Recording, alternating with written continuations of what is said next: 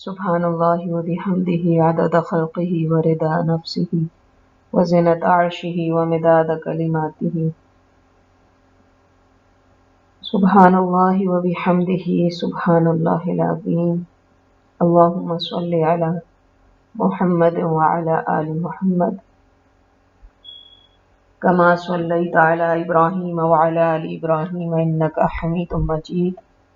اللہم بارک علی محمد وعلی آل محمد کما بارکت علی ابراہیم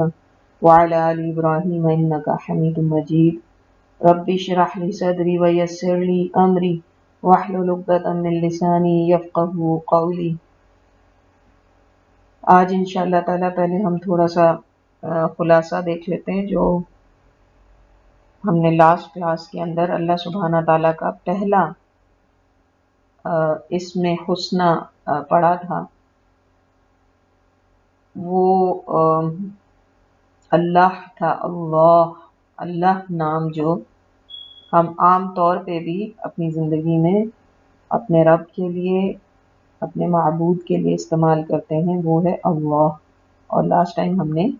اس پہ تھوڑی سی بحث کی تھی۔ قرآن میں 2600 دفعہ کے قریب جو ہے یہ لفظ، یہ نام اللہ سبحانہ تعالیٰ نے خود استعمال کیا ہے۔ یہ اللہ تعالیٰ کا ذاتی نام ہے، اور اجتہاد کے بعد علماء کرام کا خیال ہے کہ یہ اسم اعظم بھی ہے۔ اور سورہ فاتحہ کی روشنی میں ہم نے یہ سمجھا تھا کہ اللہ چونکہ اللہ کا ذاتی نام ہے، اس لیے یہ مجموعہ ہے الالہ کا، یعنی واحد معبود، رب کا، کہ جو سب کا پالنے والا ہے، جو سب کی ہر قسم کی ضرورت پوری کرنے والا ہے، جو سب کا خالق ہے، مالک ہے، مدبر ہے، اور رحمت کا، رحمت ارحم الراحمین، رحمان اور رحیم، اس نام کی روشنی میں ہم نے یہ سمجھا کہ اللہ کا ذاتی نام ہے جس کے اندر یہ سب جو صفات اور نام موجود ہیں۔ اس کے علاوہ ہم نے یہ سمجھا کہ جتنے بھی نام اور صفات شریعت میں اللہ سبحانہ تعالیٰ کے ہم پا سکیں وہ سب اللہ ہی میں موجود ہیں، اور اگر ان کو کیٹیگرائز کریں تو ان تین توحید کے اندر ہمیں، ان تین ناموں کے اندر ہمیں ملیں گے، یعنی الالہ، رب اور رحمت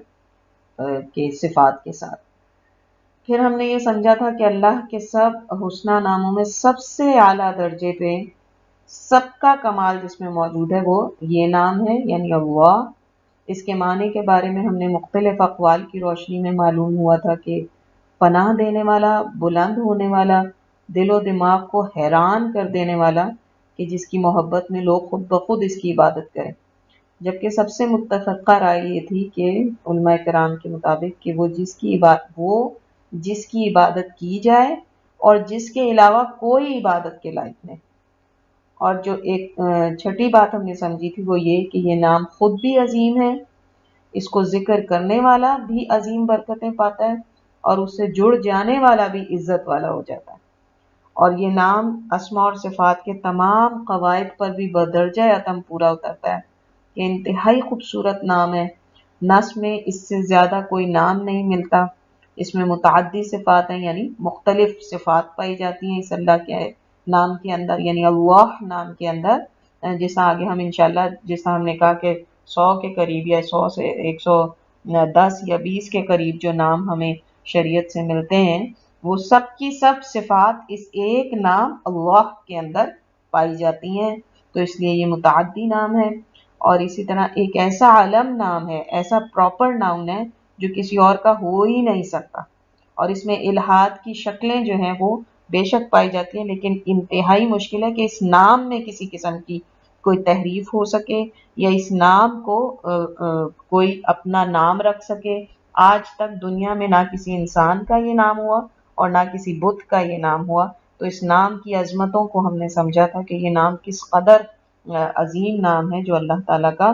ذاتی نام ہے، اور جو اللہ تعالیٰ نے اپنے آپ کو متعارف کرانے کے لیے اپنی مخلوق کو خود اپنا یہ نام رکھا اور ہمیں الحمدللہ سکھایا۔ اور سبحان اللہ کہ اس نام کی جو عظمتیں ہیں اس کے بعد انسان کو اس بات کا احساس ہوتا ہے کہ واقعی اللہ کے سوا اس کا رب معبود ہونے کے لائق کوئی اور نہیں۔ آج جو انشاءاللہ تعالی ہم نام پڑھنے جا رہے ہیں وہ ہے الالہ۔ اگر آپ کو یاد ہو تو میں نے آپ کو بتایا تھا کہ اللہ دراصل الالہ ہی ہے، لیکن اللہ اللہ کا ذاتی نام ہے،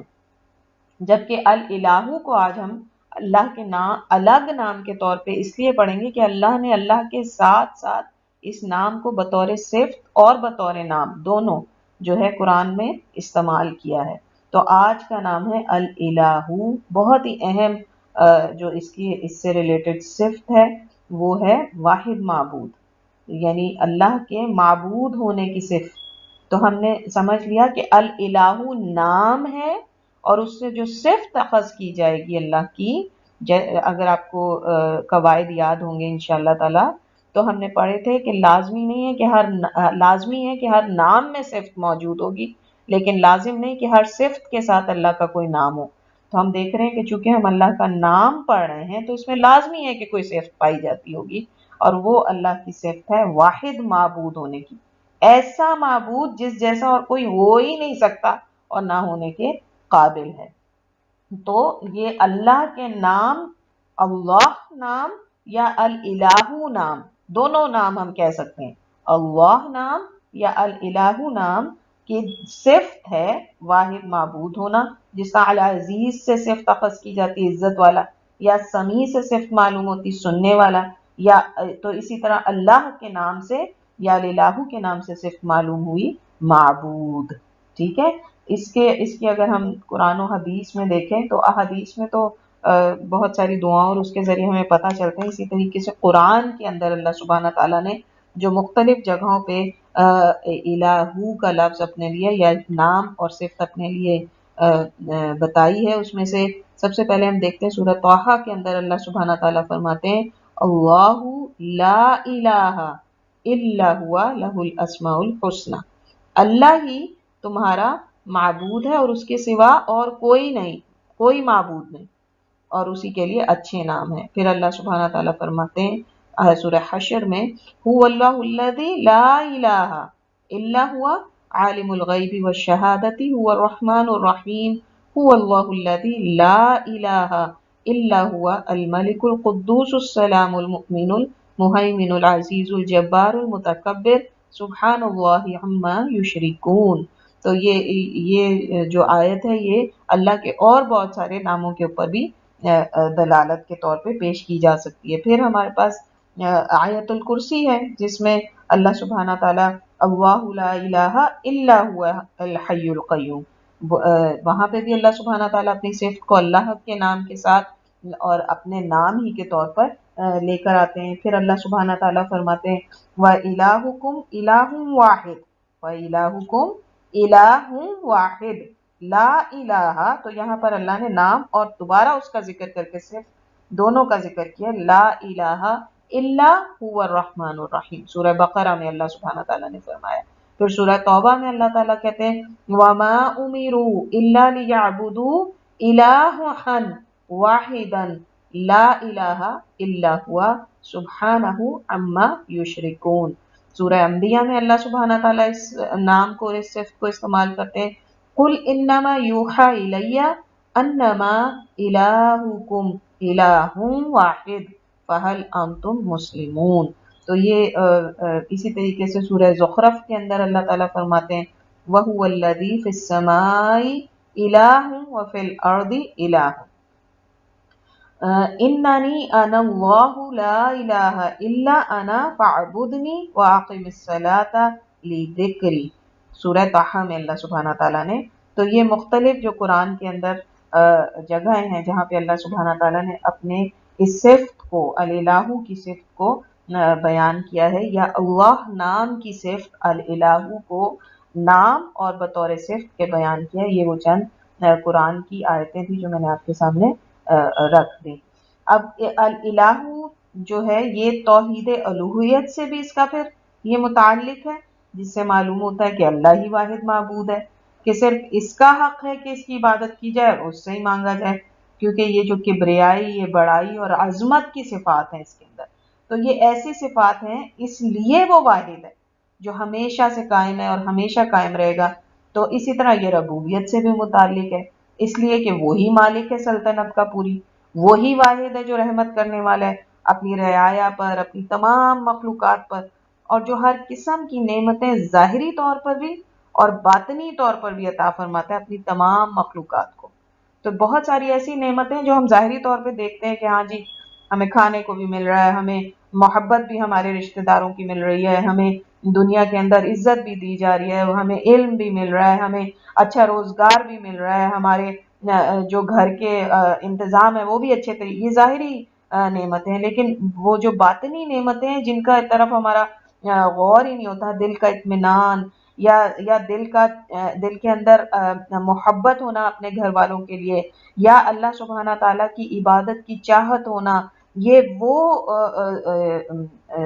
باطنی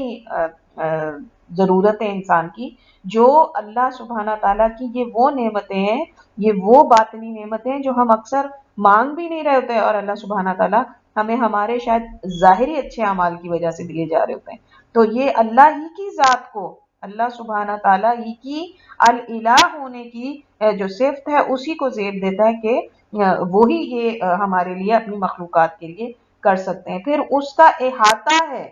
ہر شے کے اوپر وہ محیط ہے، اپنی حکمت کی وجہ سے، اپنے حکم کی وجہ سے، اپنے علم کی وجہ سے، اپنے احسان، رحمت، قدرت، عزت اور قہر کی وجہ سے، اس لیے بھی اس کا واحد ہونا، اس کی بڑائی، اس کی کبریائی، اس کی بلند عظمت اس وجہ سے بھی ہے۔ اور پھر آپ دیکھیں کہ اس کے پاس مکمل غنا ہے، جیسے ہی لفظ غنا ہم بولتے ہیں ہمارے ذہن میں مال و دولت آتا ہے، جبکہ غنا اللہ سبحانہ تعالیٰ کی ذات کے جو لائق غنا ہے وہ تو ویسے ہی ہے جیسا اللہ جانتا ہے، لیکن جب ہم دنیا کے اندر دیکھتے ہیں تو ہم دیکھتے ہیں اس کے خزانے کبھی کسی کے لیے بند نہیں ہوتے، لوگوں اور مخلوق تک اس کی جو نعمتیں پہنچنے کے مختلف ذرائع اور طریقے ہیں وہ دیکھیں کس قدر سبحان اللہ ایسے حیران کر دینے والے ہیں۔ کبھی انسان ایک طرف کچھ کہتا ہے اور دوسرے لمحے اس کی جو ہے وہ خواہش پوری ہو جاتی ہے، اب وہ خواہش پوری کرنے کا جو ذریعہ ہوتا ہے وہ اس کے وہم و گمان میں بھی نہیں ہوتا، اور اللہ سبحانہ تعالیٰ اس تک وہ چیز جو ہے وہ پہنچا دیتے ہیں۔ تو یہ غنا یعنی یہ جو مختلف قسم کی تدبیر، مختلف قسم کے طریقے سے اپنی مخلوق تک کوئی چیز پہنچانا، چاہے وہ رزق ہو، چاہے وہ اس کی کسی اور قسم کی ضرورت پوری ہونا ہو، ہر قسم کی جو ہے اس کی تسلی کا کوئی سبب بننا ہو، اس کے لیے کوئی اطمینان کا سبب بننا ہو، اس کے لیے کسی چیز کی خوشی کا سبب بننا ہو، اس کے منہ میں کسی نوالے نے جانا ہو، اس کو اولاد کا عطا ہونے کی خوشخبری ملنا ہو، کوئی بھی چیز جو ہے جو اپنی مخلوق تک اللہ سبحانہ تعالیٰ جس مختلف ذرائع اور طریقے سے اس کو پہنچاتے ہیں، نت نئے علوم جو دن بدن انسان جو ہے وہ حاصل کر رہا ہے، اور نئے نئے علوم جو ہے وہ دریافت کر رہا ہے، اور نئے نئے علوم کو وہ دنیا کے اندر رائج کر رہا ہے، یہ اللہ کے علم سے آئے ہوئے علوم ہیں، اور یہ اللہ کا غنا ہے کہ وہ اپنے علم سے اپنے بندوں کو تھوڑا سا علم جو ہے وہ دے دیتا ہے جس کے وہ قابل ہیں۔ اگر اس سے زیادہ علم وہ اپنے مخلوق کو دے تو شاید وہ اس کو اپنے اندر سمونے کی، اس کو حاصل کرنے کی اہلیت ہی نہ رکھتے ہوں۔ اور پھر بھی ہم دیکھتے ہیں کہ اس دنیا میں اتنا علم ہے، میں آج کل جس ایکسپیرینس سے گزر رہی ہوں میں آپ کے ساتھ شیئر کرنے کے میرے پاس الفاظ نہیں ہیں، میں حیران ہوں کہ میں اس وقت جن جن جگہوں سے اس ایک نام کی اس کے لیے تحقیق کرتی ہوں، تھوڑی سی جو دلائل اور وہ جمع کرتی ہوں، سبحان اللہ لوگوں نے اتنا اتنا کلام کیا ہے اور اتنا اتنا اس کے بارے میں علم لوگوں کے پاس ہے کہ مجھے لگتا ہے کہ جو میں آپ لوگوں تک پہنچا پا رہی ہوں وہ اس کا کچھ عشر اشیر بھی نہیں ہے، کہ 1% بھی نہیں ہے جو میں آپ لوگوں تک پہنچانے کی کوشش کرتی ہوں۔ تو وہ اس قدر اللہ سبحانہ تعالیٰ کے، اور پھر یہ ابھی صرف کیا ہے اسماء الحسنی و صفات کا تھوڑا سا علم ہے جو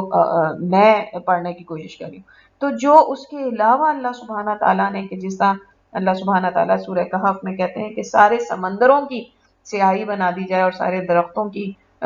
جو ہے وہ قلم بنا دیے جائیں تو بھی اللہ کی باتیں پوری نہ ہوں، تو اس قدر علم جو اللہ سبحانہ تعالیٰ نے بندوں کو دے دیا، یہ بھی اللہ کا غنا ہے، یہ بھی اللہ سبحانہ تعالیٰ کی دین کی جو ہے وہ انتہا ہے، اور یہ صرف ایک الہ کو زیب دیتی ہے۔ یہ صرف وہی کر سکتا ہے جو واقعی اتنا غنی ہو،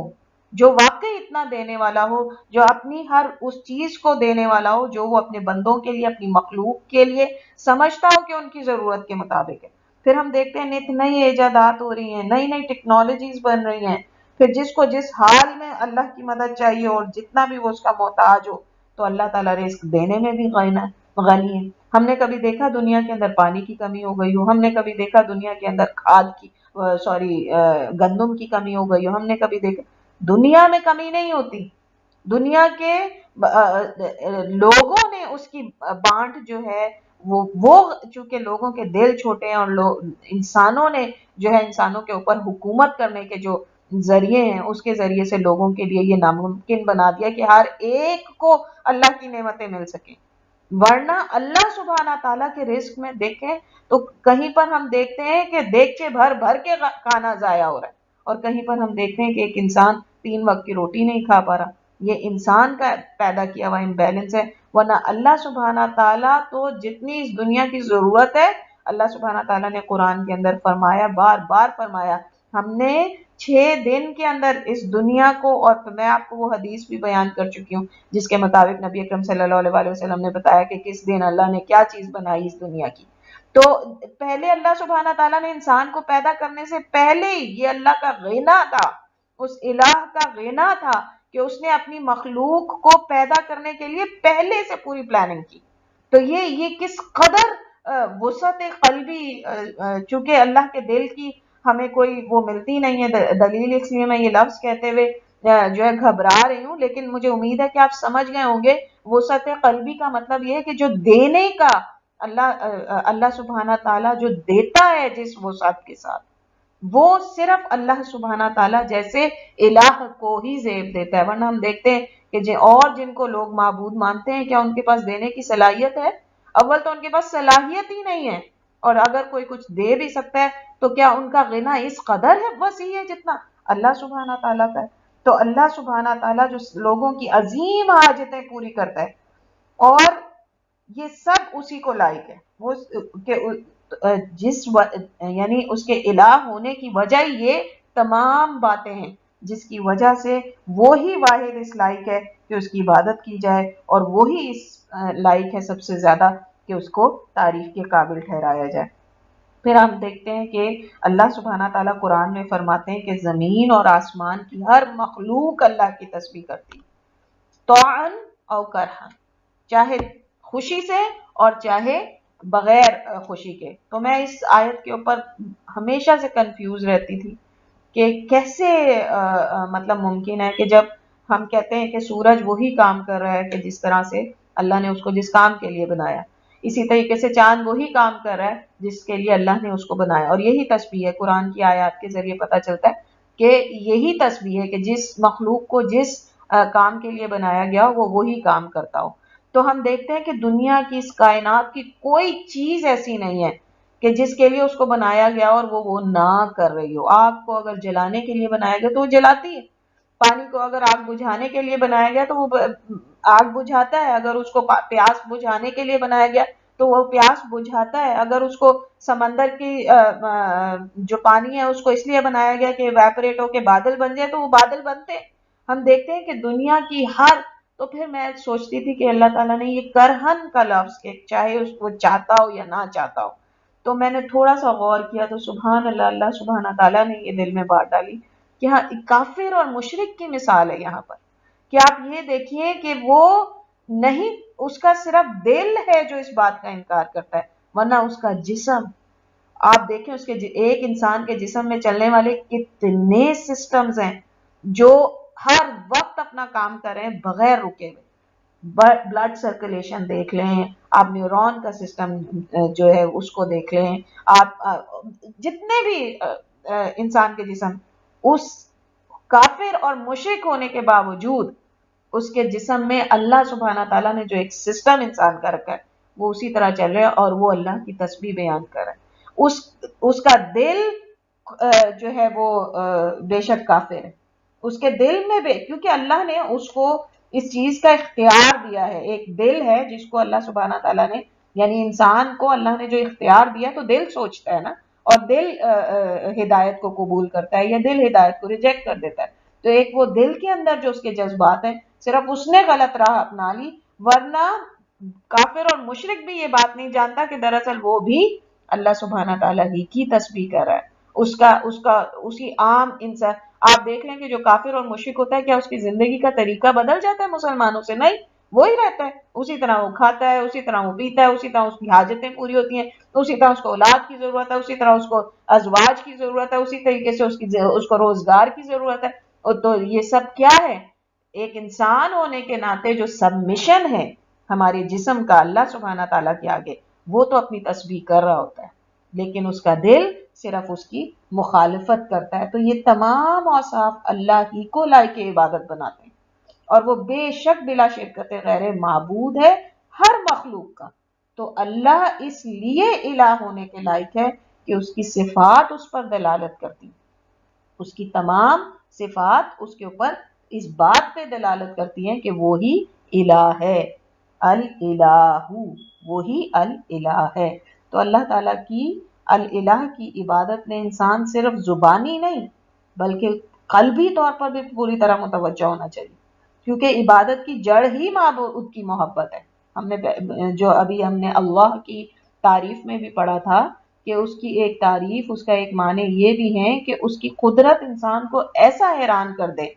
کہ وہ خود بخود اس کی محبت میں مائل ہو کر اس کی عبادت کرے. تو جب انسان اللہ کو معبود مانے تو اس کے لیے ہی محبت رکھے، اسی کے لیے نفرت کرے، اسی کے لیے ایک دوسروں سے بغض رکھے، اس کا جینا، اس کا مرنا، اس کا دینا، اس کا روکنا، اس کا توکل، اس کا اعتماد اور خوف، سارے جذبات پھر اللہ کے لیے خالص کر دے. جیسا ابھی میں نے کافر اور مشرک کی مثال آپ کے سامنے رکھی کہ پھر اصل میں تو دل کے جو جذبات ہیں، اور جو جتنے بھی جذبات میں نے آپ کے سامنے بیان کیے، وہ سب کے سب دل کے جذبات، ان کا بھی اسی طریقے سے اللہ سبحانہ تعالیٰ کے لیے خالص ہو جانا ہی دراصل عبادت ہے. یہ صرف ظاہری عبادت نہیں. ظاہری طور پہ تو انسان، ہم منافق کی کیا تعریف پڑھتے ہیں؟ منافق کی یہی تعریف ہے کہ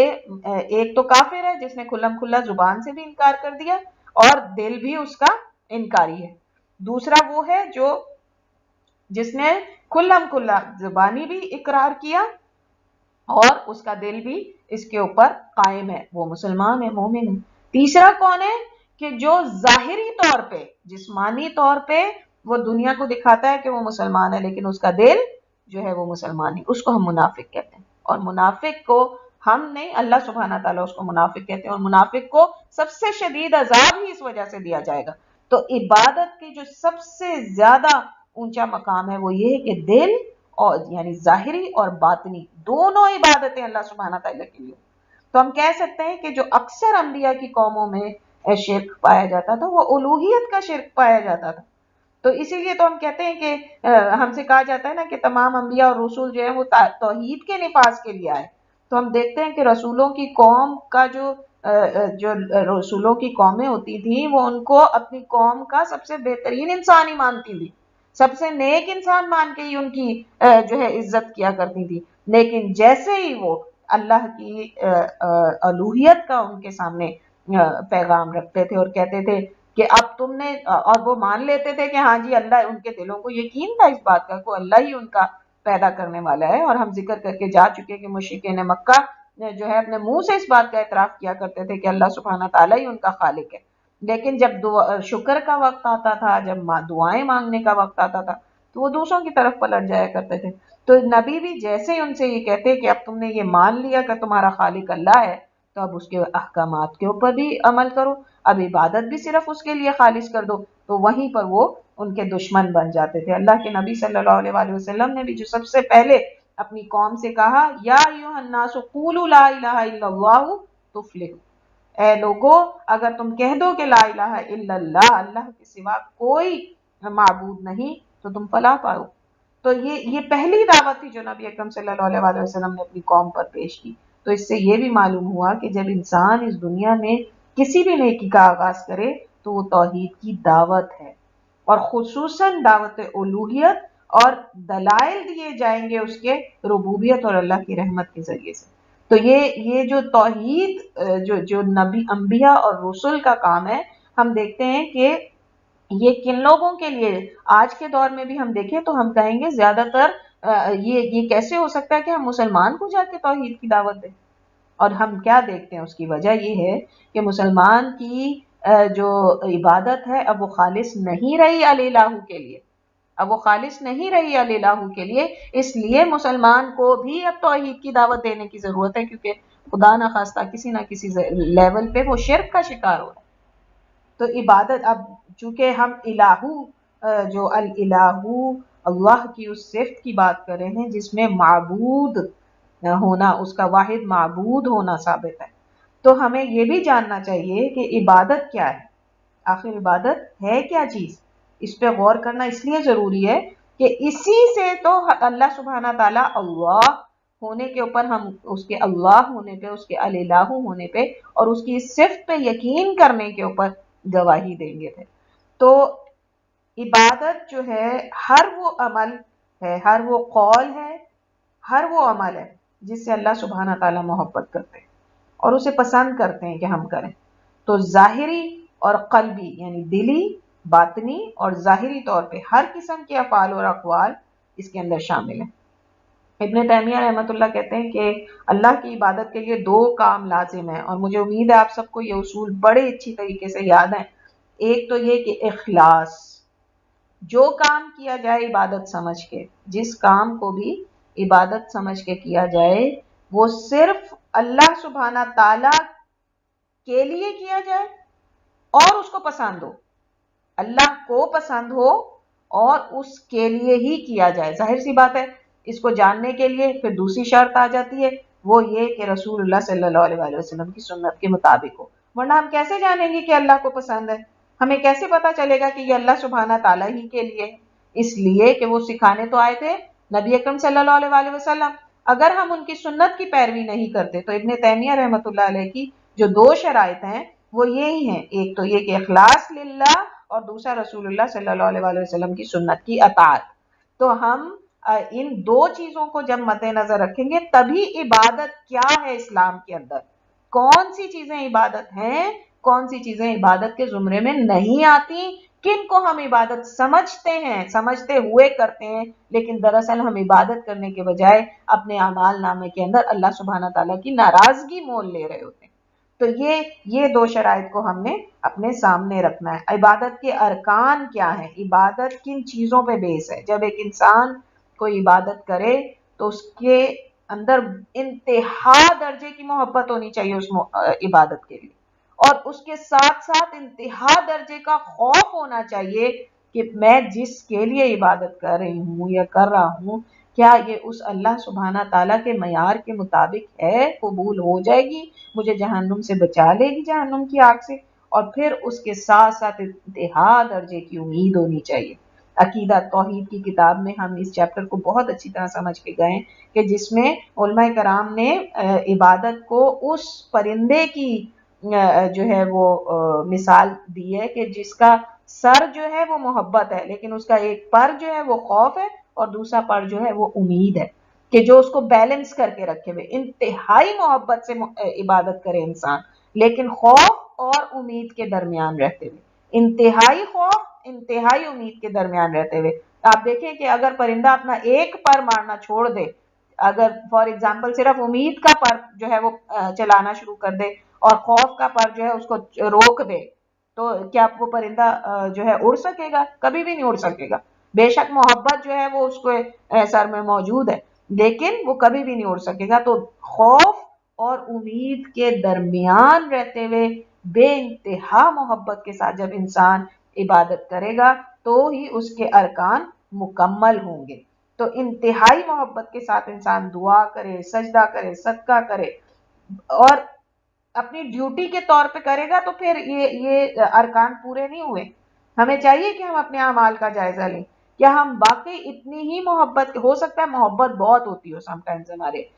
اس کے اندر، عمل کے اندر، ہماری عبادت کے اندر، جب ہم نماز کے لیے اٹھتے ہوں بہت محبت سے اٹھتے ہوں کہ اللہ کے حضور پیش ہونے جا رہے ہیں، لیکن پھر اس کے بعد جب ہم اپنا عمل کر رہے ہوتے ہیں یا کر چکتے ہیں تو ہم دیکھیں کہ ہمارے اس عمل کے بعد کہ یہ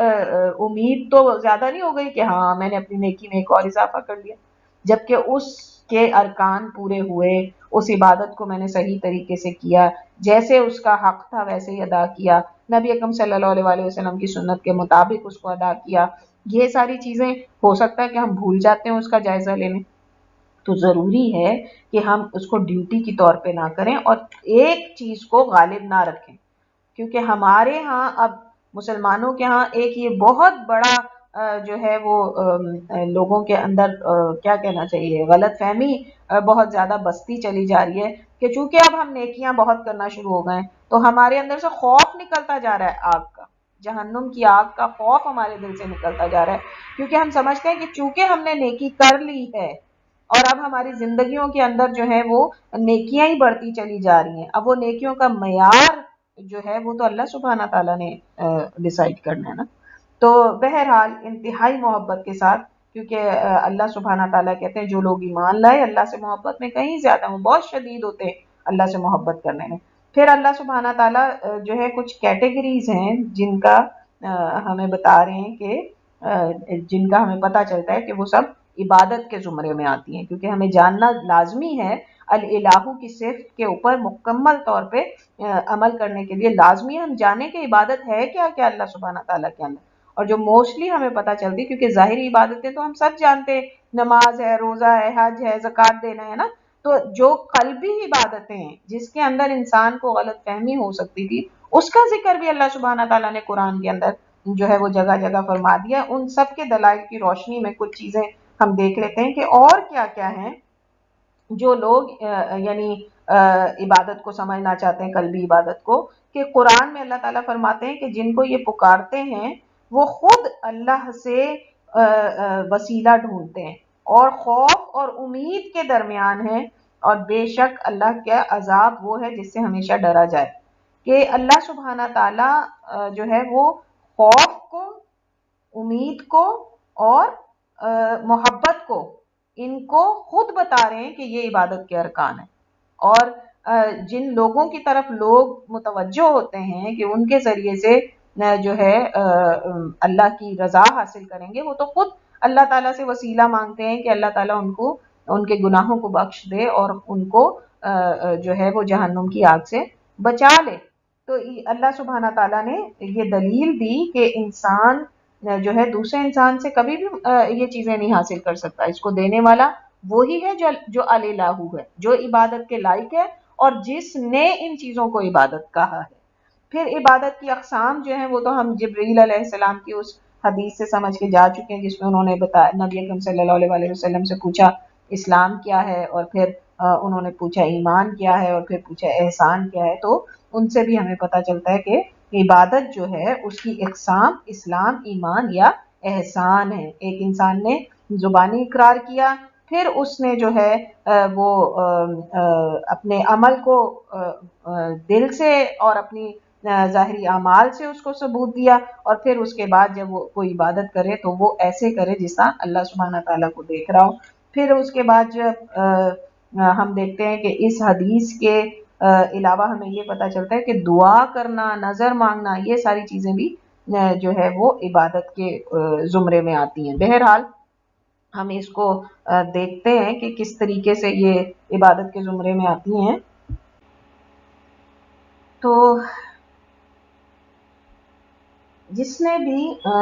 تو اس سے ہمیں پتہ چلا کہ جس نے بھی کسی عبادت میں کسی دوسرے کو شریک کیا اس نے شرک کیا، اور وہ بے شک اللہ کو اپنا خالق اور مالک کہتا ہو. بے شک وہ یہ کہتا ہو کہ اللہ نے مجھے پیدا کیا اور اللہ ہی میرا پیدا کرنے والا ہے اور اللہ ہی یہ بارشیں برسانے والا ہے اور اللہ ہی تعالیٰ نے ہر چیز جو ہے وہ مجھے دی ہے. لیکن اس کے باوجود اگر اس نے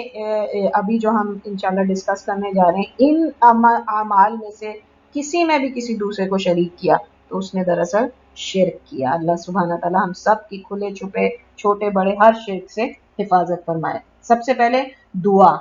دعا کو اللہ سبحانہ تعالیٰ نے خود عبادت قرار دیا. جو اللہ سے دعا نہیں کرتا اللہ سبحانہ تعالیٰ اس سے ناراض ہو جاتے ہیں. تو انسان صحابہ کرام چھوٹی سے چھوٹی، جیسا کہ نبی اکرم صلی اللہ علیہ وسلم نے بھی نصیحت کی کہ اگر تمہارے جوتے کا جو ہے وہ لیس یہ تسمہ بھی ٹوٹ جائے تو اللہ سے مانگو. تو بڑی حیرت کی بات لگتی ہے کچھ لوگوں کو کہ ہیں کیا چھوٹی سے چھوٹی چیز بھی جو کہ ہم اٹھ کے بھی خود اٹھا سکتے ہیں اور سوئی نکالنی ہے ڈراور سے تو وہ بھی میں اللہ سے مانگوں پہلے. حقیقت یہ ہے کہ ہاں کس کو پتا کہ اگلا قدم جو ہے میں اٹھا سکوں گی یا نہیں اٹھا سکوں گی. وہ کام کرنے سے پہلے دعا مانگے اللہ سبحانہ تعالیٰ کہ میں یہ کام کرنا چاہتی ہوں اللہ تعالیٰ تو میری مدد فرما. اور حقیقت یہ کہ ہم نہیں کرتے, ہم میں سے اکثر, میں اپنی مثال لوں تو میں بھی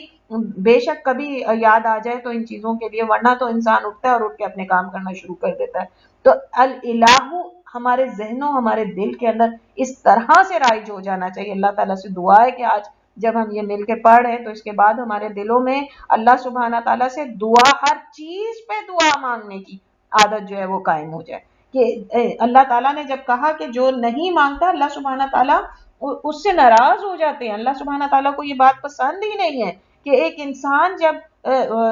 اس کو کسی چیز کی حاجت ہو تو اس کی توجہ اس طرف ہی نہ جائے کہ جو ہے اللہ سبحانہ تعالیٰ اس کو دینے والے. اور جیسا میں نے آپ کو کہا کہ بہت ساری جو چیزیں اس کو ہم فار گرانٹیڈ بھی لے لیتے ہیں. تو دعاؤں کو اکثر لوگ بہت ہی کم اہمیت دیتے ہیں, لوگ اس کو فار گرانٹیڈ لیتے ہیں. اگر کبھی کوئی کہے نا جی میرا یہ مسئلہ ہے اور اس سے کہا جائے کہ آپ نے دعا مانگی اللہ سبحانہ تعالیٰ سے, تو یوں لگتا ہے وہ ہم سے ناراض ہی ہو جائے گا. کیوں کہ جس طرح ہم نے نہ اس کے مسئلے کو کوئی اہمیت دی اور نہ اسے کوئی حل بتایا. حالانکہ اللہ سبحانہ تعالیٰ سے دعا مانگنا اتنی عظیم عبادت ہے, اس قدر بڑی عبادت ہے کہ اللہ سبحانہ تعالیٰ کی یہ جو الالہ کی صفت ہے, اس کے اندر سب سے عظیم ترین بات یہ ہے کہ انسان اپنی دعا کے لیے بھی اللہ سبحانہ تعالیٰ کی طرف متوجہ ہو جائے. ظاہر ہے اس نے نماز روزہ زکوٰۃ تو اسے پتہ ہی ہوتا ہے, لیکن کسی وقت کے اوپر اس کی حاجت میں جو اس کا پہلا ری ایکشن ہو وہ دعا ہونا چاہیے. اس کی غم میں, اس کی خوشی میں بھی جو سب سے پہلے ری ایکشن ہونا چاہیے وہ دعا ہونا چاہیے. اور یہ عبادت کے عظیم ترین درجوں میں سے, دعا کو انڈر ایسٹیمیٹ نہیں کرنا چاہیے. انسان کو جو بھی قسم کی چاہے حاجت ہو چاہے خوشی ہو, چاہے غم ہو چاہے اس کے لیے خوشی کا موقع ہو, اس کو ہر حال میں اللہ سبحانہ تعالیٰ سے دعا کرنی چاہیے. اور یہ عبادت ہے, یہ عبادت ہے. جس طرح نماز روزہ زکوٰۃ حج یہ عبادت ہے, اسی طریقے سے دعا کا مانگنا بھی عبادت ہے. کون سی دعائیں مانگی جائیں, کس طریقے سے دعائیں مانگی جائیں وہ ہم سب بہت اچھے طریقے سے جانتے ہیں. دعاؤں کے کچھ اوقات ہیں جس کے اندر قبول ہوتی ہے. دعا مانگنے کا طریقہ یہ ہے کہ اللہ سبحانہ تعالیٰ سے سجدوں میں دعائیں مانگی جائیں, اللہ تعالیٰ سے ہاتھ اٹھا کے رو کے گڑ گڑا کے اللہ سبحانہ تعالیٰ سے دعائیں مانگی جائیں, چاہے وہ دعائیں مسئلہ ہو چاہے وہ دعائیں عبادہ ہو. ہر قسم کی دعا جو ہے وہ انسان اللہ تعالیٰ سے مانگ سکتا ہے.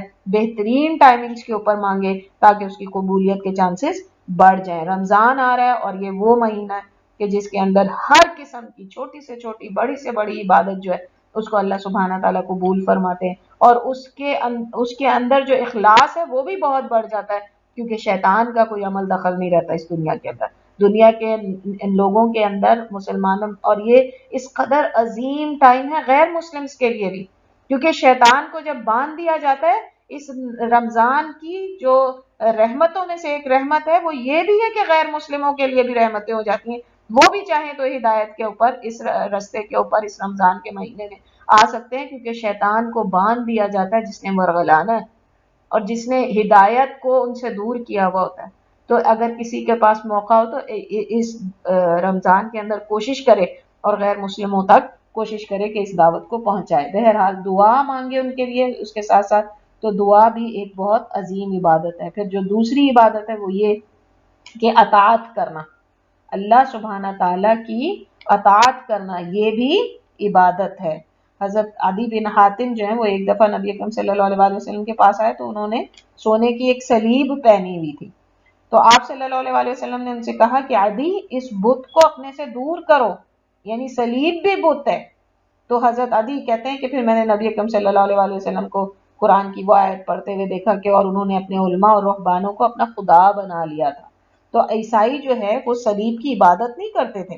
مگر جو ان کے علماء ان کے لیے حلال کر دیتے اسے حلال سمجھ لیتے, اور جو وہ حرام کر دیتے اسے حرام کر لیتے. بے شک اللہ نے اس کو حلال کیا ہو, یا بے شک جو ان کی حلال کردہ چیزیں اللہ نے ان کو حرام کیا ہوا, تو یہ ان کی عبادت ہے. تو بغیر دلیل کے علماء کی اطاعت کرنا بھی شرک ہے. دلیل اور رائے میں ہمیں فرق معلوم ہونا چاہیے. کچھ لوگ کہتے ہیں میری رائے کے مطابق ایسا ہے اور اس لیے میں سمجھتا ہوں کہ یہ حرام ہے, اور جب ان سے دلیل مانگو تو نہ قرآن کی کوئی دلیل نہ حدیث سے کوئی دلیل. تو ہمارے لیے بہت ضروری ہے ہم دیکھیں کہ ہم کس کی اطاعت کریں. بے شک علماء کرام, بے شک جو دین سکھانے والے لوگ ہیں, ان کا بہت بڑا مقام اور مرتبہ ہے, اور ہمیں چاہیے کہ ہم ان کی اطاعت کریں, کیونکہ ہم پورے علم کو خود نہیں پا سکتے. ایسے لوگ ہیں جو اپنی زندگیاں اس کے اندر لگا کے علم کو لوگوں تک پہنچا رہے ہیں, لیکن اندھا دھند اطاعت نہیں ہونی چاہیے. حلال اور حرام کا اختیار صرف اللہ کے پاس ہے. ہر کسی کی اطاعت نہیں کی جائے گی بغیر کسی دلیل, انٹل انلیس وہ واقعی اللہ کے رسول صلی اللہ علیہ وآلہ وسلم کا کوئی قول پیش کریں, وہ قرآن کی کوئی آیت پیش کریں, وہ صحابہ کا کوئی عمل پیش کریں جس سے پتہ چلے کہ یہ واقعی حلال ہے یا یہ اس چیز کو کرنا جو ہے وہ حرام ہے. پھر اسی تو دوسری چیز ہو گئی دعا کے بعد, دوسری چیز ہو گئی اطاعت. اطاعت صرف اللہ سبحانہ تعالیٰ کی جائے گی. تیسری بات ہو گئی اللہ کی شریعت کو قبول کرنا. جو شریعت اللہ سبحانہ تعالیٰ نے دی, انسان نماز بھی پڑھے, روزے بھی رکھے, لیکن زکوٰۃ دینے کے وقت اس کے دل میں تنگی آ جائے. انسان نماز بھی پڑھتا ہے, روزے بھی رکھتا ہے, زکوٰۃ بھی, لیکن حج کے وقت اس کو ہوتا ہے کہ جی میں اتنا سارا مال لگا کہ میں حج کرنے جاؤں, اس سے بہتر نہیں ہے میں اپنا گھر بنا لوں, میں اپنے بچوں کی شادیاں کر دوں. اسی طریقے سے انسان جو ہے نماز, روزے, زکوٰۃ, حج سب کچھ کرے, لیکن جب کسی نوکری اور اس کا معاملہ آ جائے تو کسی پیر فقیر کے پاس چلا جائے. تو یہ جو اللہ کی شریعت ہے اس کو قبول کرنا بھی جو ہے وہ عبادت ہے. تو وہ تمام احکامات جو نص سے ملتے ہیں ان کو بخوشی قبول کرنا, اور اس پر عمل کرنے میں دل میں کوئی تنگی نہ لانا. کہ ایک انسان یہ بھی مطلب جو ہے وہ عبادت کے درجے کو کم کر دیتا ہے کہ کچھ احکامات کو مان لیا قرآن کے اور اللہ کے رسول صلی اللہ علیہ وسلم کے, اور کچھ کو چھوڑ دیا, یا ان کے بارے میں جو ہے وہ فضول قسم کی بحثیں کرنی شروع کر دی. تو دعا بھی عبادت ہے, اطاعت کرنا بھی عبادت ہے, اللہ کی شریعت کو قبول کرنا بھی عبادت ہے. پھر اس کے بعد ہمیں پتہ چلتا ہے قرآن ہی سے, اور خوف اور رجا بھی عبادت ہے, جیسا کہ ابھی ہم ڈسکس کر کے گئے. توکل ایک بہت بڑی عبادت ہے. توکل اللہ سبحانہ تعالیٰ کے اوپر توکل کہ کوئی بات نہیں, اگر میرے ساتھ یہ ہو گیا تو اللہ سبحانہ تعالیٰ اس کے ذریعے بہتر میرے لیے کچھ کر دیں گے, یا میں اس مشکل میں ہوں, اللہ سبحانہ تعالیٰ میرے لیے بہت بہترین کوئی نہ کوئی راستہ نکال دیں گے, یا خدا نہ خواستہ کوئی بھی قسم کا کوئی مسہیپ ہو گیا اور انسان کا توکل ہو کہ کوئی بات نہیں, اگر یہ میرے ساتھ ہوا ہے تو اس کے پیچھے اللہ کی کوئی مصلحت ہوگی. تو یہ توکل بھی ایک بہت بڑی عبادت ہے. پھر اسی طرح سے اللہ کی طرف رغبت اور عاجزی, اللہ کی طرف انسان کا دل کا جھکنا, اور پھر اپنے آپ کو عاجزی کے اس مقام پہ لے جانا کہ اپنے آپ کو بالکل چھوٹا بنا دینا اللہ سبحانہ تعالیٰ کے آگے, کہ یا رب میرا تیرے علاوہ کوئی ہے ہی نہیں. اتنا چھوٹا اپنے آپ کو کر دینا, جیسا کہ ہم نے صحابہ کے عمل سے دیکھا کہ اپنے جوتے کا تسمہ بھی اللہ سبحانہ تعالیٰ سے مانگتے تھے. اس قدر عاجزی میں انسان کو عاجزی شو کرنا یہ بھی عبادت ہے. جب انسان کے دل میں کوئی خشیت پیدا ہو رہی ہوتی ہے, خشوع و خضوع پیدا ہو رہا ہے, وہ بھی عبادت ہے. اور یہ سب عبادت کے درجے مختلف درجوں میں. پھر اللہ سے مدد چاہنا اور پناہ مانگنا. ہم دیکھتے ہیں کہ ہم کیا کہتے ہیں, ایاک نعبد و ایاک نستعین, ہر 5 وقت کی نماز کے اندر اللہ سبحانہ تعالیٰ سے ہم مدد مانگ رہے ہوتے ہیں. اور پھر پناہ مانگنا, صبح شام کی دعائیں آپ دیکھیں تو اس کے اندر جو ہے وہ کس قدر ہمیں دعائیں نبی اکرم صلی اللہ علیہ وسلم نے اس بات کی سکھائی کہ بیماری سے پناہ, قرض سے پناہ, ہر قسم کی محتاجی سے پناہ, پھر کس کی یعنی دنیا اور موت کے اور زندگی کے اس سے فتنوں سے پناہ, دجال سے پناہ, قبر کے عذاب سے پناہ, جہنم کے عذاب سے پناہ, کس کی. تو یہ دراصل کیا ہے, یہ بھی عبادت ہے. جب ہم اللہ سے مدد مانگتے ہیں اور اللہ کی پناہ مانگتے ہیں یہ بھی عبادت ہے. پھر اللہ کی طرف رجوع کرنا گناہ یا شرک کرنے کے بعد, یہ بھی ایک عبادت ہے. ایک انسان نے غلطی کی اور اس کے بعد یا تو اس کے دل میں یہ بات آ گئی یار کیا ہے, مجھ سے تو ہر وقت غلطیاں ہی ہوتی رہتی ہیں, اب کیا اللہ کے آگے جاؤں. اس نے کیا کیا, اس نے شرک کیا. اب یہ بے شک وہ شرک نہیں ہے جس کو ہم کہیں کہ وہ اسلام کے دائرے سے غائب ہو گیا, لیکن اس نے دراصل نا امیدی کی, اور ہم کہتے ہیں نا امیدی کفر ہے. تو اس نے اگر آج یہ کیا, کل وہ اس سے بڑے درجے کی اس میں مبتلا ہو سکتا ہے غلطی کے اندر. تو انسان کو چاہیے کہ اس سے چھوٹی غلطی ہو، بڑی سے بڑی غلطی ہو، ہر وقت ہوتی رہے، کتنی ریپیٹ کیوں نہ ہوتی رہے. جس طرح وہ حدیث میں ہمیں پتہ چلتا ہے کہ ایک نبی اکرم صلی اللہ علیہ وآلہ وسلم نے فرمایا کہ ایک، اور جب بھی میں آپ سے حدیث بیان کرتی ہوں میں مفہوم کہنا بھول جاتی ہوں، پلیز آپ لوگ اس بات کو سمجھ اپنی اس میں رکھا کریں کہ بے شک میں احادیث یا آیات کا جب آپ کو ترجمہ بتاتی ہوں تو میں آپ کو مفہوم بتاتی ہوں، ایز اٹ از ورڈز نہیں ہوتے وہ. تو حدیث کے مفہوم کے مطابق ایک شخص بہت گناہ کرتا ہے اور شرمندہ ہو کے اللہ سبحانہ تعالیٰ کے حضور جو ہے جھک جاتا ہے اور اس سے کہتا ہے یا اللہ تو مجھے معاف کر دے کہ مجھ سے یہ غلطی ہوئی. تو اللہ سبحانہ تعالیٰ بہت خوش ہوتے ہیں کہ میرے بندے کو پتہ ہے کہ اس کو میرے سے رجوع کرنا ہے اور میں ہی معاف کر سکتا ہوں. تو اللہ سبحانہ تعالیٰ اس کو معاف کر دیتے ہیں. پھر وہ بندہ رکا رہتا ہے جتنا عرصہ تک اللہ تعالیٰ چاہتے ہیں، یعنی جب تک وہ دوبارہ گناہ نہیں کر لیتا. پھر وہ گناہ کرتا ہے، پھر اللہ سبحانہ تعالیٰ کی طرف پلٹتا ہے اور اس سے کہتا ہے کہ مجھ سے پھر گناہ ہو گیا، بس آپ ہی مجھے معاف کر سکتے ہیں. اللہ تعالیٰ پھر اسے معاف کر دیتے ہیں، پھر وہ جاتا ہے رکا رہتا ہے، تھوڑے عرصے کے بعد پھر وہی گناہ وہ کر لیتا ہے. پھر اللہ سبحانہ تعالیٰ کی طرف پلٹتا ہے اور کہتا ہے کہ یا اللہ صرف تو ہی ہے جو مجھے دوبارہ معاف کر سکتا ہے. اور اللہ سبحانہ تعالیٰ بے انتہا خوش ہوتے ہیں اس بات کے اوپر، کہتے ہیں کہ میرا بندہ جو ہے یہ بات جانتا ہے کہ میرے علاوہ اسے اور کوئی بھی جو ہے وہ معاف نہیں کر سکتا، تو اب یہ جو چاہے کرے. یعنی یہ جانتا ہے کہ یہ جب بھی گناہ کرے گا اور میری طرف رجوع کرے گا میں اس کو معاف کروں گا. تو یہ ایک بہت بڑی عبادت ہے، یہ عبادت کی قسموں میں سے ہے کہ انسان گناہ کرے اور اللہ کی طرف رجوع کر لے، اور دوبارہ جو ہے اللہ سے ہر گناہ کے بعد یہ بات سوچے کہ میرا اللہ مجھے معاف کرنے والا ہے. یہ اللہ تعالیٰ کی معبود ہونے کی جو صفت ہے، یہ اس کی ہم توثیق کرتے ہیں اس بات سے کہ اللہ ہی الہ ہے، کیونکہ وہی معاف کر سکتا ہے. اس کے علاوہ کیا ہمارے ماں باپ جو ہم سے اتنا پیار کرتے ہیں کیا وہ ہمارے گناہوں کو معاف کر سکتے ہیں؟ قیامت والے دن اللہ سبحانہ تعالیٰ کہتے ہیں کہ جو مائیں ہیں وہ اپنے حمل گرا دیں گی، اپنے بچوں کو اور اپنے جو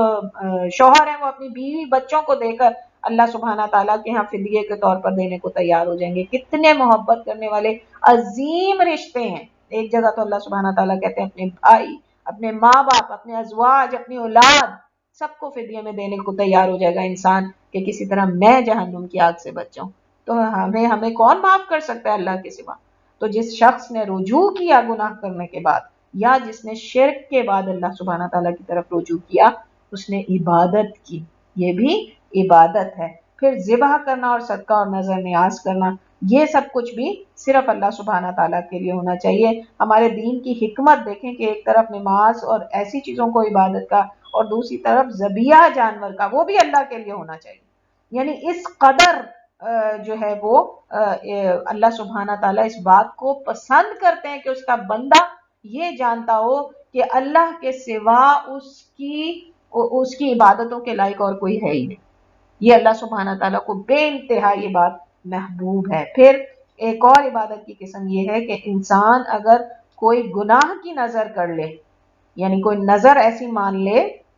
آپ سب جانتے ہیں کہ نظر ماننا اور پھر اس کو پورا کرنا واجب ہے. اللہ سبحانہ تعالیٰ نے ایسے لوگوں کی تعریف کی ہے. اول تو نظر ماننی نہیں چاہیے، اور اگر مان لے تو اس کو پوری کرنا چاہیے، لیکن وہ نظر معصیت یا گناہ کی نظر نہیں ہونی چاہیے. میں فلانے کو قتل کروں گا، تو یہ ایک ایسی نظر ہے جو کہ معصیت کی نظر ہے. اس سے رکنا یہ بھی عبادت ہے.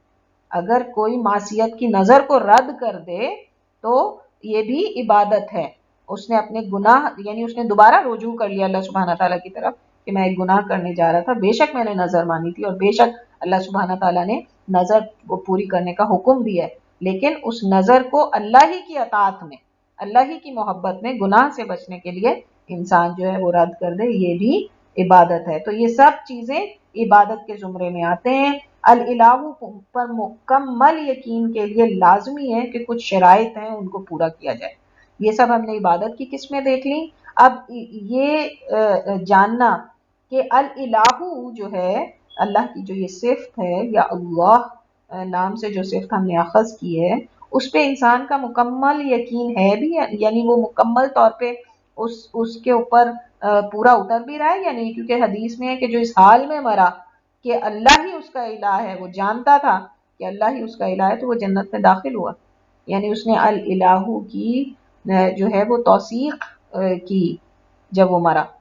تو ہمیں لازمی یہ جاننا چاہیے کہ الالہ کے تقاضے کیا ہیں، کیا چیزیں ہیں جو اس بات کے اوپر ہمیں کنفرمیشن ملے گی کہ واقعی ہم اس صفت کے اوپر اللہ سبحانہ تعالیٰ کی منوعاً ایمان لاتے ہیں۔ نمبر 1 علم، اس کا علم ہونا چاہیے کہ اللہ ہی الہ ہے، لا الہ الا اللہ۔ جس نے اس بات کا علم حاصل کر لیا اور اس کو پتا چل گیا تو یہ اس کی پہلی شرط پوری ہو گئی۔ دوسری شرط یقین ہونا چاہیے، اب اس کو علم مل گیا کہ لا الہ الا اللہ، اللہ ہی اس کا معبود ہے، واحد معبود ہے۔ اب اسے یقین ہونا چاہیے، کسی قسم کا شک نہیں ہونا چاہیے اس کے اندر، پوری تسلی ہونی چاہیے کہ واقعی اللہ ہی جو ہے وہ واحد الہ ہے۔ قبر میں جب یہ سوال پوچھا جائے گا مومن سے کہ تم کس کی عبادت کرتے تھے، تو وہ کہے گا میں صرف اللہ سبحانہ تعالیٰ کی عبادت کرتا تھا۔ تو فرشتے اس کو کہیں گے نم نومت العروس، اب تم دلہن کی طرح سو جاؤ، کہ یعنی اس قدر تمہارے لیے بڑا انعام ہے تمہارے اس یقین کی وجہ سے کہ تم صرف اللہ ہی کی عبادت کرتے تھے، تو اس قدر بڑا انعام ہے کہ جس طرح دلہن کو جس طرح سب سے بہترین سیج دی جاتی ہے، اس کے لیے خوب اہتمام کیا جاتا ہے اور اس کو ایک وی آئی پی بنا دیا جاتا ہے، تو اس طریقے سے وہ مومن بھی جو ہے فرشتے اس کو اس وی آئی پی کی طرح ٹریٹ کریں گے کہ جس نے اس بات کا یقین کے ساتھ جو ہے وہ اپنی زندگی کے اندر اس کا اس بات پہ یقین تھا کہ اللہ کے سوا اس کا کوئی معبود نہیں، جب ہی اس نے قبر میں اس بات کا جواب دیا کہ میں صرف اللہ کی عبادت کیا کرتا تھا۔ علم، پھر اس کے بعد یقین، اس کے بعد قبول۔ تیسری شرط ہے کہ اس کو قبول کیا جائے، یعنی رد کے خلاف ہے یہ بات، تو توحید کو قبول کرنا۔ آپ دیکھیے یہود و نصارہ اور مشرکین کے پاس علم بھی تھا، کیا علم تھا کہ اللہ ہی اللہ ہے۔ یہود و نصارہ تو یہ بھی مانتے تھے کہ وہی معبود ہے، مشرکین جو ہے اس کو معبود نہیں مانتے تھے لیکن اللہ کو جانتے تھے، اور یقین نہیں تھا ان کے پاس، یقین بھی بلکہ تھا ان کے پاس اس بات کا یقین کہ ہاں اللہ ہی ہے، علم بھی تھا، یقین بھی تھا، لیکن انہوں نے قبول نہیں کیا کیا کہ نبی اکرم صلی اللہ علیہ وسلم کی باتوں کو مان لیں اور اس کے اوپر ایمان لے آئیں۔ تو انسان کے پاس علم، یقین، اس کے بعد قبول ہونا چاہیے۔ چوتھی چیز جو ہونی چاہیے وہ ہے انقیاد، یعنی قبول کرنے کے بعد اب وہ وہی کرے جو اس سے کہا جا رہا ہے، یعنی جیسا بھی ہم کہہ کے گئے کہ یہ بھی عبادت ہے کہ شریعت کو قبول کر لیا جائے۔ تو حدیث کے مطابق مومن جو ہے وہ فرما بردار اونٹ کی طرح ہوتا ہے، اسے جہاں چلایا جائے چل پڑتا ہے، یعنی پھر وہ یہ نہیں کہتا اللہ نے یہ کیوں کہا، اب اگر میں لا الہ الا اللہ کہہ کے کہوں اللہ نے یہ حکم کیوں دیا، اس کی کیا حکمت ہو سکتی ہے، تو میں نے کیا کیا، میں نے انقیاد کے برخلاف جو ہے وہ کام کیا، جو کہ میرے عقیدے میں کمی کا سبب بنے گا۔ پھر ہے الصدق، سچائی کے ساتھ پھر گواہی دینا لا الہ کی، اور پھر اخلاص، ہر ریا سے پاک اللہ کی عبادت، جو عبادت کرے انسان وہ صرف اللہ سبحانہ تعالیٰ کے لیے ہو، نہ دنیا کو دکھانے کے لیے ہو، نہ اپنے آپ کو یہ بھی نہ ہو کہ میں اپنے آپ کو یہ بتا رہی ہوں کہ میں بڑی نیک ہوں، یہ بھی ایک ریا ہو گیا، میں نے اپنے نفس کو جو ہے وہ شریک کر لیا اس کے اندر، تو یہ بھی نہ ہو۔ پھر اس کے بعد جو ہے اللہ اور رسول کی محبت بھی اس کلمے سے ہونی ضروری ہے، جو اس کلمے سے محبت کرے گا وہی اللہ کے رسولوں سے، اللہ کی کتابوں سے محبت کرے گا، وہی اللہ کی شریعت سے محبت کرے گا۔ تو لا الہ کا ایک یہ اور تقاضا بھی ہے، اور آخری تقاضا یہ ہے کہ انکار کیا جائے تمام باطل معبودوں کا۔ پھر جب اس کے بعد انسان کہے لا الہ الا اللہ اور کہے میری دوست، میری بیسٹ فرینڈ ایک کرسچن ہے، اس نے مجھے کرسمس پارٹی کے اوپر دعوت دی ہے، اچھا نہیں لگتا میں جاؤں گی، تو اس نے کیا کیا، اس نے بے شک باقی 7 شرطوں کو پورا کیا، 8ویں شرط کے اندر آ کے اس نے گڑبڑ کر دی اور یہیں پہ عقیدہ متزلزل ہو گیا۔ تو انسان کو پھر دوسروں کے باطل خداؤں کا انکار کرنا ہے، اپنے عمل سے اور اپنے قول سے، اپنے فعل سے، اپنے قول سے، چاہے اس کو کہنا ہی پڑے، چاہے اس کو اپنی دوستیاں رد کرنی پڑیں اس کے پیچھے،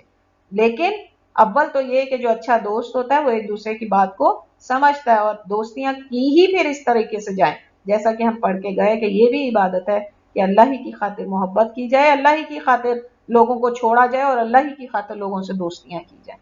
تو یہ 8 شرائط ہیں جس سے ہمیں یہ پتہ چلتا ہے کہ ہم الہ کی صفت کو منوعاً قبول کرتے ہیں یا نہیں۔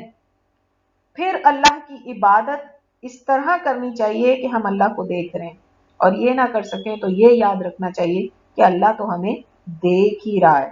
اور ہمیں اپنی عبادتوں کے لیے خصوصی وقت نکالنا چاہیے. ہم کیا کرتے ہیں؟ ہم کہتے ہیں کہ میں جو ہوں اتنے بجے روٹیاں بنانی شروع کروں گی، پھر عشاء کی نماز کا ٹائم ہو جائے گا، میری روٹیاں تو بن چکی ہوں گی، میں کھانا سرو کر کے اس کے بعد نماز پڑھ لوں گی. یا میرے بچے جو ہیں وہ 2 بجے آتے ہیں تو میں یوں کرتی ہوں کہ تھوڑی دیر میں لیٹ لیتی ہوں، تو نماز کا ٹائم تو رہتا ہی ہے 3 بجے تک، تو پھر میں اٹھ کے پڑھ لوں. یہ میں نے کیا کیا؟ میں نے اپنی روٹین میں نماز کو فٹ کرنے کی کوشش کی. اور جبکہ اللہ سبحانہ تعالیٰ فرماتے ہیں، ایک حدیث کا مفہوم ہے کہ اے ابن آدم، خود کو میری عبادت کے لیے فارغ کر لے ورنہ میں دونوں ہاتھوں سے تجھے مصروف کر دوں گا اور پھر بھی تیرا فقر دور نہیں ہوگا. یعنی ایک انسان جو ہے اگر اس نے اللہ سبحانہ تعالیٰ کی عبادت کو پریورٹی دینے کے بجائے اپنے شیڈیول کو پریورٹی دی تو اللہ سبحانہ تعالیٰ اسے اور مصروف کر دیں گے ان کاموں کے اندر،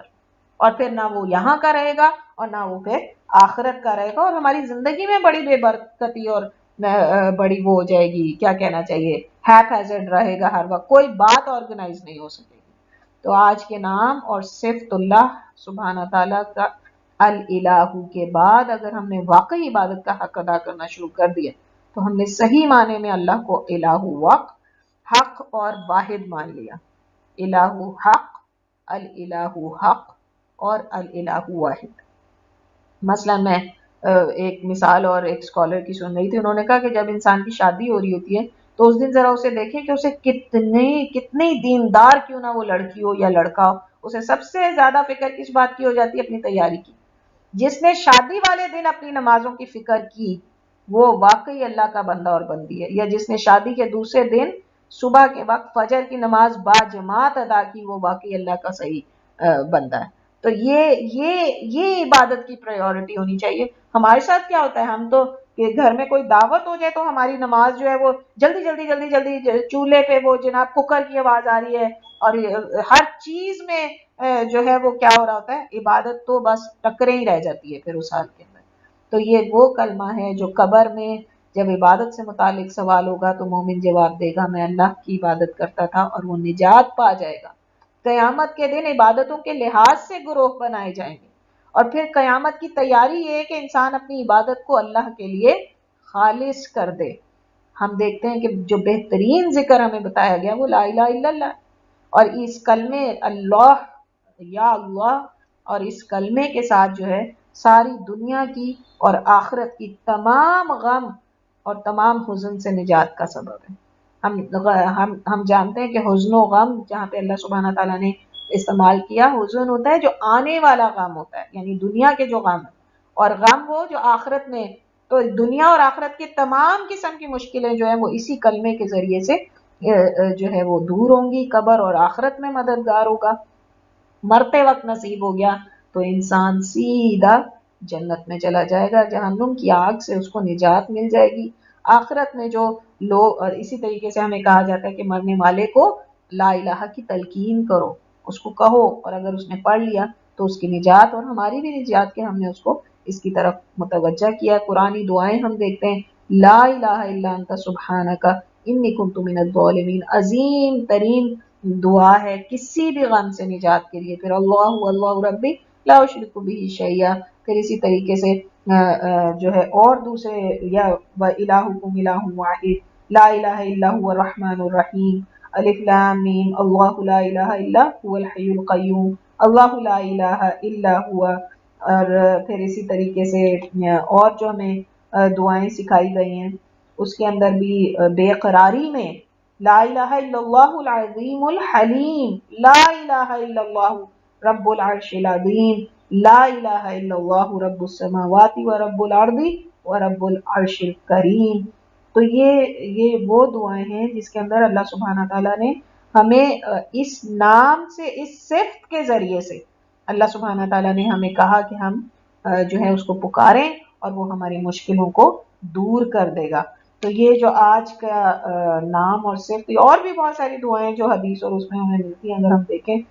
آیت الکرسی ہے، جس طریقے سے ہم نے شروع میں بھی کہا کہ وہ نص سے ہمیں اس سے بھی پتہ چلتا ہے کہ یہ نام اس کے اندر اللہ سبحانہ تعالیٰ نے اپنی صفت کو بیان کیا ہے. تو اللہ سبحانہ تعالیٰ سے اس دعا کے ساتھ کہ وہ ہمیں اس نام کی صفت کی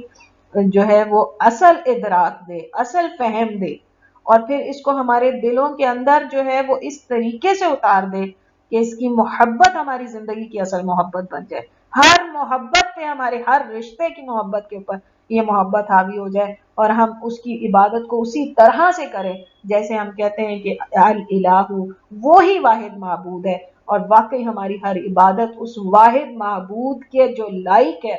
ہم بے شک ہم اس مقام کو نہیں پہنچ سکتے، لیکن اللہ سبحانہ تعالیٰ سے اس امید کے ساتھ کہ اگر ہم اپنی تھوڑی سی کوشش کریں تو ہم تھوڑی سی اس صفت کی گواہی اپنی زندگی کے ذریعے دے سکیں جو ہماری آخرت میں ہماری نجات کا سبب بن سکے۔ آمین یا رب العالمین۔ سبحانک اللہم و بحمدک، اشہد ان لا الہ الا انت، استغفرک و اتوب الیک۔ ربنا تقبل منا انک انت السمیع العلیم وتب علینا انک انت التواب الرحیم، وصلی اللہ تعالی علی خیر خلقہ محمد وآلہ واصحابہ اجمعین برحمتک یا ارحم الراحمین۔ کسی کو سوال کرنا ہے تو وہ کر لیں، ورنہ ٹائم آپ ہو گیا، اگر کوئی جانا چاہے تو جا سکتا ہے۔